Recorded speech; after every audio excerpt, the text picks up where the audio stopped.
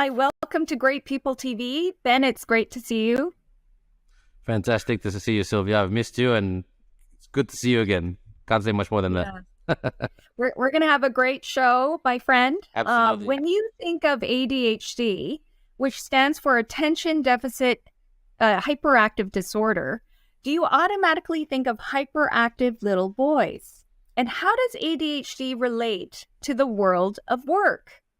Today, we're joined by a world expert on ADHD who speaks on its superpowers. Peter Shankman is a best-selling author of 2 books on ADHD. The second book is called Faster Than Normal. He's an entrepreneur, a charismatic corporate speaker who speaks globally on neurodiversity, and he's published a children's book recently on the topic. The New York Times has also called Peter Shankman a rock star who knows everything about social media and then some. Hi, Peter. Welcome to our show. Hi, thanks for having me.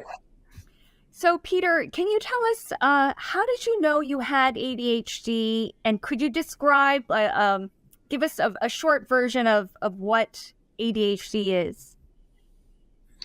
So ADHD is simply the body's inability to produce enough dopamine to allow you to focus when necessary. If you love social studies or if you love science, your body's going to produce enough chemicals to allow you to focus and do what you need to do when you're in school. If you don't love a subject, it's not going to. And so normal brains create that dopamine, create that serotonin, create that adrenaline. When you're ADHD, your body doesn't create enough of it, so you have to figure out other ways to get it. Unfortunately, up until about 10 years ago, we really didn't know that. And so growing up in the 70s and 80s in New York City public school system, it wasn't so much ADHD as it was sit down, you're disrupting the class disease. And so it was tough. Growing up as a kid with undiagnosed ADHD was very, very tough. I got into trouble a lot. But over time, I didn't get diagnosed until I was 35. And so over time, I realized that the things I was doing on a regular basis were actually helping me and actually keeping me focused. And I was doing things that were making money, and I was doing things that were helping people. And I realized that a lot of what I was doing was because of my ADHD. I was creating ways to work and creating a life that allowed me to utilize my ADHD to my advantage. And once I finally got diagnosed, everything made a lot more sense. Okay, now I have a name for it. Now everything, seems to make sense. And from there, I created I've written several books on both marketing as well as ADHD. I started and sold a company called Help a Reporter Out. That was back in 2010 that I sold it. And then about 5 years ago, I wrote a book called Faster Than Normal, which focuses on the benefits of ADHD. ADHD is a gift, not a curse, allowing you to use sort of that faster brain to do better, to work faster, to work more productively. And then last week, I launched a children's book called The Boy with the Faster Brain, which my goal is to show kids that they're not broken and they actually can do amazing things. Yeah, congratulations. And tell us about your children's book a little bit later. What's the turning point that led you to get that diagnosis? I knew, you break your leg, you see a bone sticking out of your leg, you're like, I think I have a broken leg. I should probably take care of that. It was sort of the same thing with ADHD. I knew I was off the charts. I knew, there was a reason that I could start and sell companies, but couldn't have a relationship. I could go and go on TV and speak in front of 40,000 people, but couldn't remember to take the garbage out. So after doing some research, I might as well get diagnosed. I was seeing a therapist anyway. He took one look at me. He goes, that's pretty much a given. And, there's a test you can take. You answer 100 questions. I think if you get like more than 28 of them right, or 28 of them down, you might have ADHD. I got like 96 correct. Or something. It's pretty much pretty much knew the answer there. And so, I started figuring out, okay, what can I do with this? And, it's not going to go away. How can I use it to my advantage? I don't really want to take meds. So what can I do? And here we are. Wow. And so what are some of the superpowers then? Can you describe that? Yeah, I have a best-selling book called, like I said, Faster Than Normal. And I wrote Faster Than Normal. Faster Than Normal. On a flight to Faster Than Normal, right. I wrote it on a flight to Asia and back. I booked a flight, wrote chapters 1 through 5 on the flight out, went to the lounge in Tokyo International Airport, had a coffee, took a shower, got back on the same plane, same seat 3 hours later, and wrote chapters 6 through 10 on the flight back to New York. Wow. So best-selling book in 32 hours. And, it works. Not a lot of people can do that, and most people think I'm crazy. You spent $5,000 to go nowhere. I said, no, I spent $5,000 to write a best-selling book. So, it's about understanding, it's about two things, about understanding how your brain works, but also about understanding that you got to stop giving a damn about what other people think. Because, what people think, oh my God, that's so weird. Why would you do that? Who cares what you think? If this person's not paying my mortgage and this person isn't my daughter, then I don't really care what they think. And once you sort of make peace with that, life is a lot easier. I do things that are very different. I'm up at usually around 3:45, 4 a.m. every morning to get on the bike, to get on my Peloton to exercise. Because if I don't exercise, I'm not going to have a good day. That's where I get my dopamine. And so it's like, oh my God, 4 a.m. What are you, a farmer? I'm like, I don't care what you think. I'm going to keep. There's a great Instagram meme or Instagram reel that I wrote, a little TikTok video.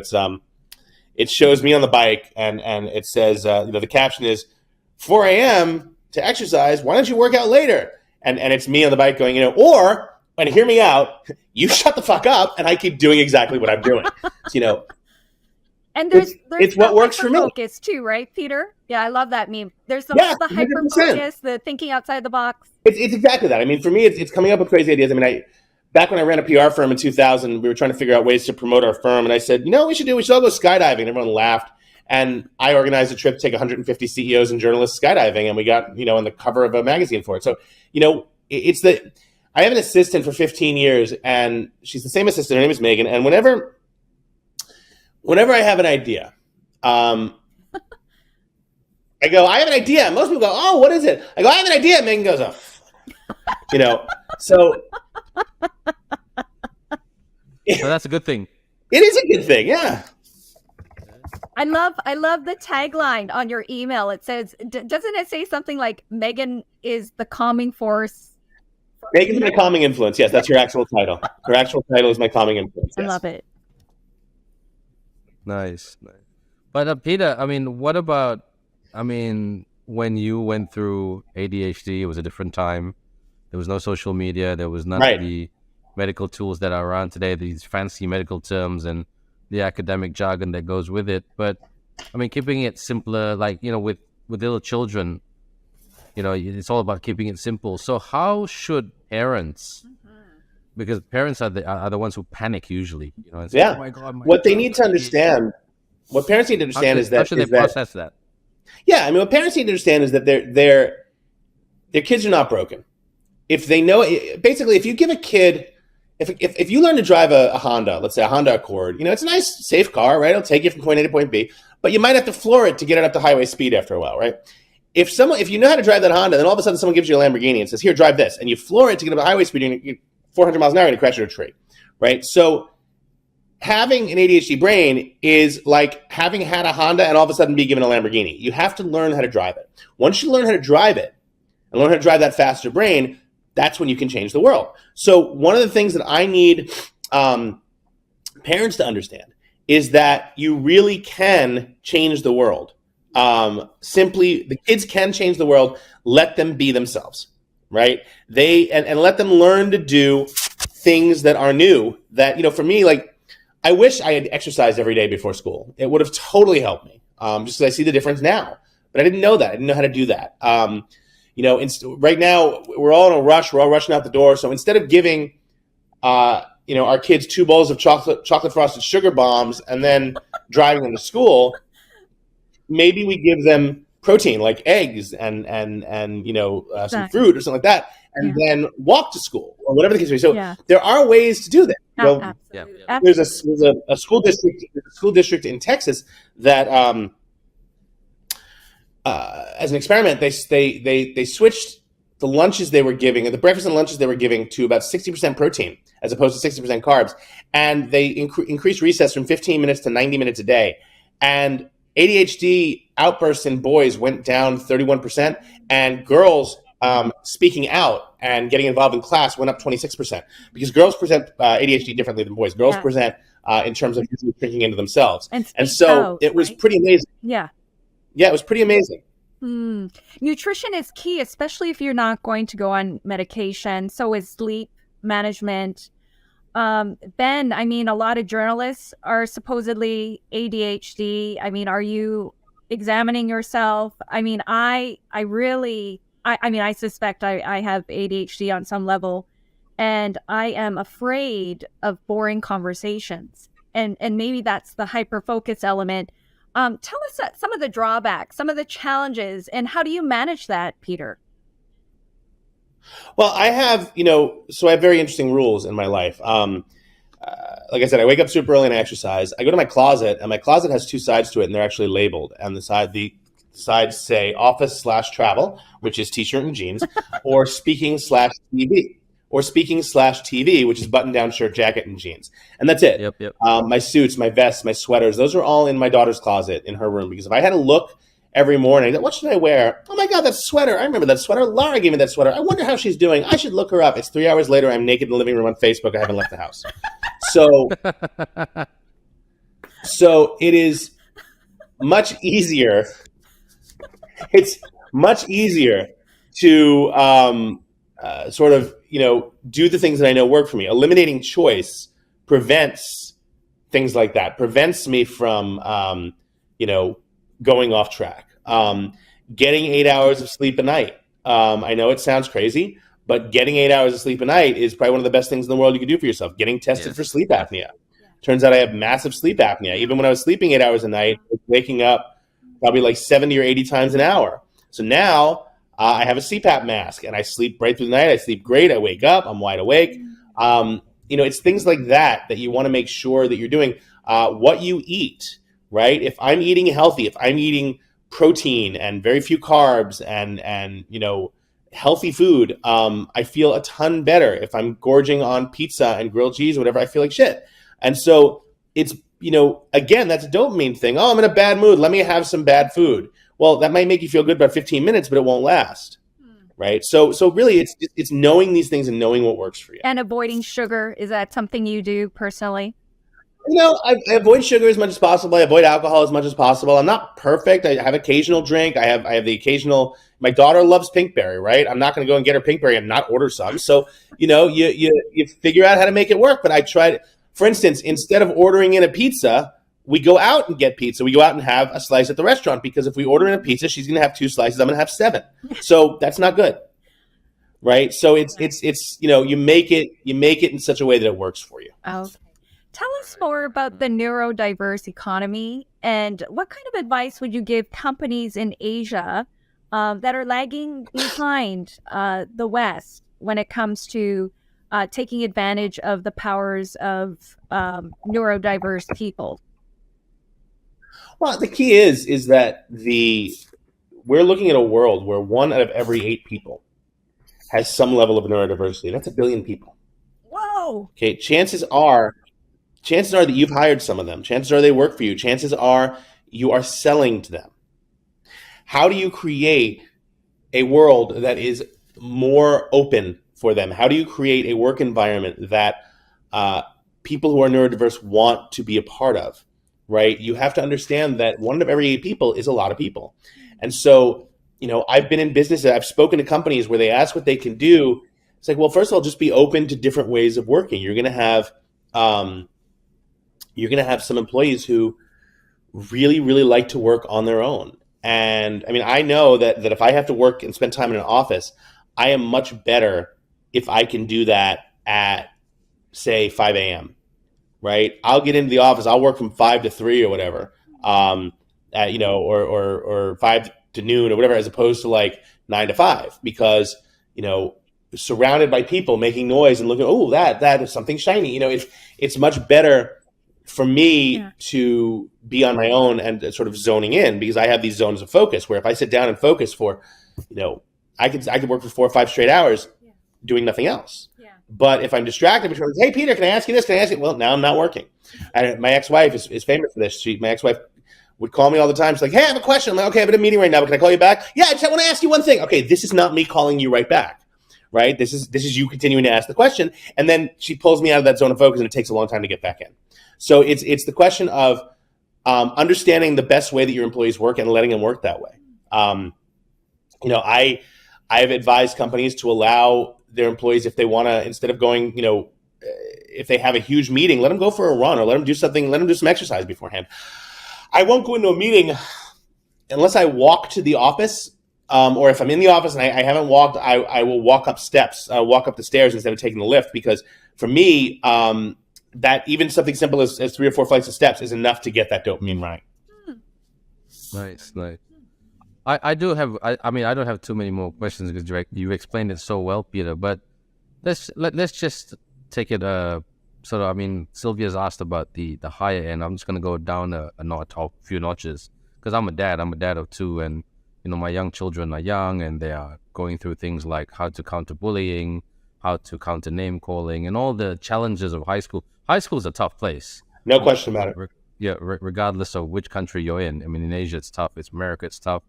But when you have, what do you advise young children, boys and girls? Because parents are always telling their kids, you know, oh, here's someone, name calls you, verbally bullies you, just ignore them and walk away. Yeah. And in this day and age, that's the hardest thing to do. So, and I tell my children, I don't care. I say, look, I send you to Taekwondo classes for a reason, self-defense. If they come swinging, you know, block them and swing back if you have to. So what do you tell, you know, like the children who are going through that ADHD process? Because let's be honest, you know, those pricks at school, when they pick on people, like, you know, like little kids because they want to feel better about themselves. And usually in all the Hollywood movies is the high school jock. Okay. Right. So how does that smart superpower child, what do you tell them to use that superpower to overcome that not so nice quarterback jock? So I have a 9-year-old daughter, and she's come home, and she's, you know, the kids make fun of her. They exclude her from things. And I said, look, at the end of the day, I said, so when they excluded you, what'd you do? She said, I went over to the corner and I drew in my sketch pad. I'm like, did you enjoy it? Show me what you drew. She's like, yeah, I did. I'm like, then where's the problem? Right? If you don't want to hang out with them and they don't want to hang out with you, that's a win-win. Right? You're basically, them not wanting to hang out with you means that you don't have to put up with their bullshit. Now, that being said, I will say that my kid's teacher called me met me after school a few weeks ago when I went to pick her up and said, Peter, just want to let you know, not a big deal, but your daughter did curse at someone today. I said, what happened? I'm like, well, she used a bad word. I guess the kids were bothering her and she used a bad word. I go, okay, I'll talk to her. I'm like, but between you and me, kids fucking deserved it, right? And the teacher may have laughed. But anyway, the bigger picture for me is that I understand, you know, I got bullied constantly growing up. I was the weird kid. I had dyslexia growing up, and I was better at typing than I was at writing. So my parents got me a portable mini computer, right? In the 80s, it had like 2K of RAM, not megs, K of RAM. And, but I took all my notes. And so kids would mock me and make fun of me until they realized that if they gave me a quarter, I'd print them off a page of my wonderfully typewritten notes and they wouldn't have to do any work. All of a sudden, everyone's my best friend. Right? So one of the things I teach to her is find a way out of the situation. Make the situation work for you. Right? Because at the end of the day, if you're ADHD, you are inherently, if not smarter, you are faster. And you can make lemonade from lemons in situations that other people couldn't even think about how to do. 100%. Excuse me. What about the impulse control? How do you advise on that, little kids? So one of the things that I never realized is that when I was speaking out in class and making jokes and doing all these things, and I talk about this in The Boy with the Faster Brain, you know, when Peter, the boy in the book, he never understood why he always wanted to make a joke because he'd get in trouble. Well, it turns out when he made those jokes and the class laughed, he was getting a dopamine hit, which was allowing him to focus. Nice. Right? And so what it is, that's the hyperactivity in ADHD. So what it is about figuring out ways to get that dopamine without being disruptive or destructive. So, you know, I tell my daughter, and I know our teachers know this, and everyone, if you feel like you're focusing or losing focus or losing concentration, go to the back of the room. Just stand up. Sometimes as simple as standing up is enough to give you that hit. Or drop for 10 squats in the back of the room. Whatever it is. No joke. When I'm writing my book on a plane, every hour, every 90 minutes, I go to the galley of the airplane, I drop for push-ups or squats. It's enough to give me the dopamine to go for the next hour and a half. I'm going to do that, Peter. Wow. That's brilliant. Same. I might get a six pack. And, well, did you know that a lot of parents get diagnosed when their children get diagnosed with ADHD? Yeah. It's very common. Parents are the fastest growing segment of diagnosis because they go and they see their kids like, wait, that looks like me. Yeah, absolutely. Actually, Peter, you remind me of my husband as well. I mean, he could write a novel in like a few weeks, and and he was also. I think Matt's got ADHD. Yeah, I he knows.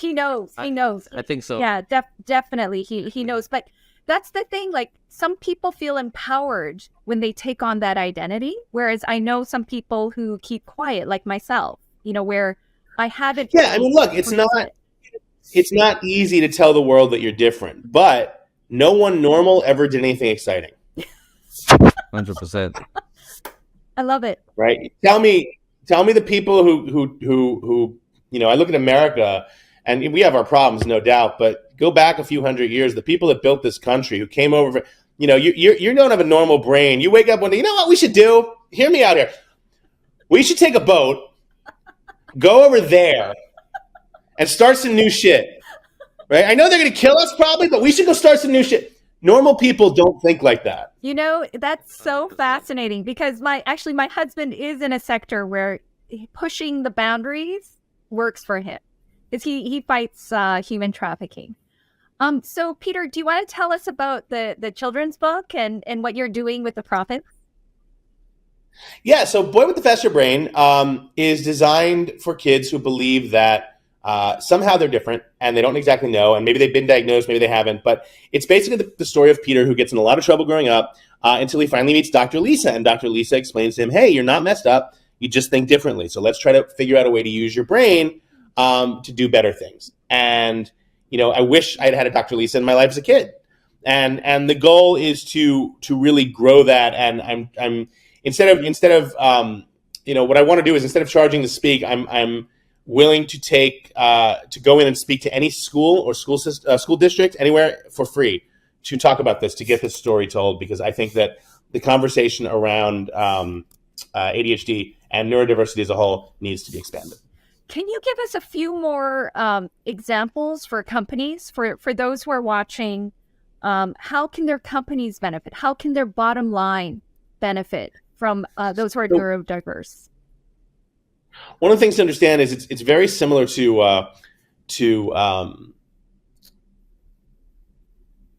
the concept of curb cuts. When World War II ended, a lot of Americans came home and they were disabled and they were in wheelchairs. And cities all around the country created what's called curb cuts, which is where they put those little things at the end of the sidewalk for the ramps, right? Little ramps in the sidewalk. Yep. And what cities then realized is, oh my God, this isn't just helping the disabled veterans; it's helping pregnant women, it's helping moms with strollers, it's helping the elderly. So it's these little things they did that had a tremendous benefit on all segments of society. It's the same thing in a business. If you give your employees a quiet room, right? Perhaps a room with some pillows and couches and bean bags or whatever, where they can go in and the lights are turned down low and it's sensile trajectory, and they can just go in and talk. It's things like that benefit the entire company. Right? Because there might be people who are not diagnosed, but oh my God, these people are driving me crazy. I just need 30 seconds to breathe. They can go into the quiet room, right? Something like that. Plus, the fact of the matter is that success begets success. The more people who start to understand your company as neuroatypical sensitive or neurodiverse friendly, the more they're going to tell their friends about it, the more better employees you're going to get, because the fact of the matter is the majority of creativity comes from the neurodiverse. And are there any companies that you would uphold as model companies for ND? Google, without question. I spoke at a Google event, and they knew I was neurodiverse. I walked on stage. There had 3 fidget spinners in my chair waiting for me. Just things like that, saying, hey, if you need these, feel free. If the lights are too bright, we can turn them down. If you want headphones when you're walking around the building, we can give you those. I mean, they really went above and beyond. That's amazing. Ben, do you have a question? I have a final one, but go ahead. No. I think Peter has covered it really, really well, and I'm really inspired by what he's told me, because I'll be honest, I'm concerned about my children every day in terms of the BS that they have to put up with in life, because it's so different to. I had my fair share of challenges like Peter did when I was growing up, so I could relate to everything that Peter said, and I wish I had a friend, not so much a psychiatrist or a doctor or whatever, just a friend telling me, hey, tell that guy to go fly kites, you just do what you have to do. So Peter has done that really, really well today, so thank you, Peter. I feel better for it, and I'm gonna My pleasure. these antidotes with my children. But so, Sylvia, please finish it I off. mean, there's such a stigma in Asia surrounding mental illness and then also neurodiversity because people don't understand it and they don't want their kids, parents of those who are ND don't want their kids to go on medication, right? Because it's that whole taboo thing. So no, thank you for what you're doing. I hope you come out to Asia, Peter.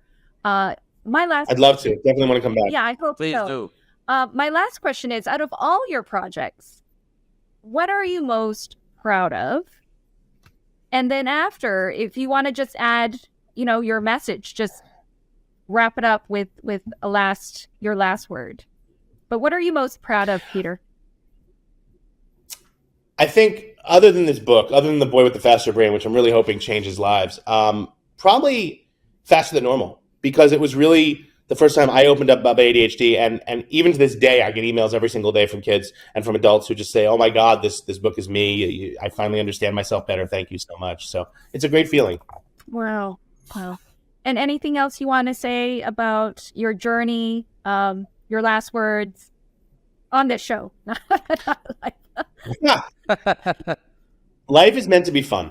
The best advice I ever got. I'm a skydiver in my spare time. I have about 500 skydives, and I got advice once from an old skydiver. And you want to listen to old skydivers because if they're old and they're still skydiving, that means they're smart enough to have stayed alive the entire time they've been skydiving. And one of them said to me, I was complaining about how my friends who don't skydive never understood why I do, and my friends who do never understand why I want to go home. And I was explaining this concept, and one of the skydivers said, Peter, if you can't change the people around you, change the people around you.